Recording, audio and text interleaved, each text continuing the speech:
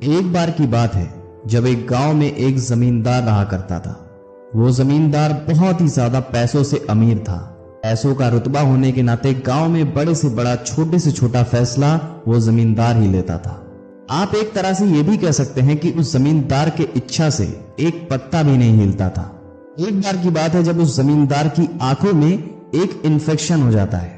उसने गांव के सारे हकीम वैद्य जितने भी लोग थे इलाज करने वाले सभी से अपना इलाज करवा लिया, सभी से राय पूछ लिया कि इसका समाधान क्या है, लेकिन उसकी आंखें अफसोस ठीक नहीं होती हैं। जब भी अपनी आंखें खोला करता था तो उसे बहुत ही तकलीफ हुआ करती थी, और जब उसका कष्ट बहुत ही ज्यादा असहनीय हो जाता है तो वो गांव से बाहर अपना इलाज करवाने के लिए निकल पड़ता है। जब वह जमींदार गांव से शहर जाता है अपनी आंखों का इलाज करवाने के लिए, तो डॉक्टरों ने जब उसकी आंखों को देखा तो बताया कि तुम्हारी आंखों में एक इन्फेक्शन है।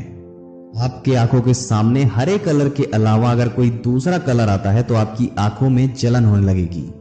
और जब उस जमींदार को यह बात पता चलती है तो वो बहुत ही परेशान रहने लगा, दुखी रहने लगा कि अब मेरी लाइफ आगे कैसे चलेगी।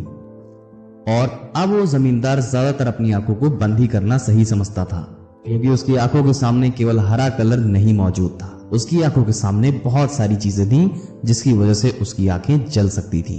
वो जमींदार दिन रात अपनी आंखों के प्रॉब्लम को लेकर ही सोचता रहता था कि कैसे इसका समाधान हम निकाल सकते हैं।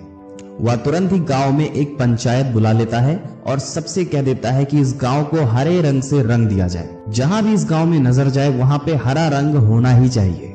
उस जमींदार के कहने पे सारे गांव को हरा रंग से रंग दिया गया। जहां भी देखो वहां पे हरा ही दिख रहा था। लेकिन इतना सब कुछ करने के बाद भी कुछ चीजें ऐसी थीं जिसे वो चाह के भी हरा नहीं करवा सकता था।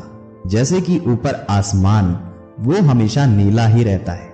उसके खाने पीने की चीजों का कलर, इसके अलावा और भी ऐसी चीजें थी जिसे वो हरा नहीं कर सकता था। और कुछ दिनों बाद उस गांव से एक लड़का गुजरता है। वह लड़का देखता है कि गांव में जहां भी नजरें घुमाओ वहां पे आपको हरा रंग देखने को मिल रहा है।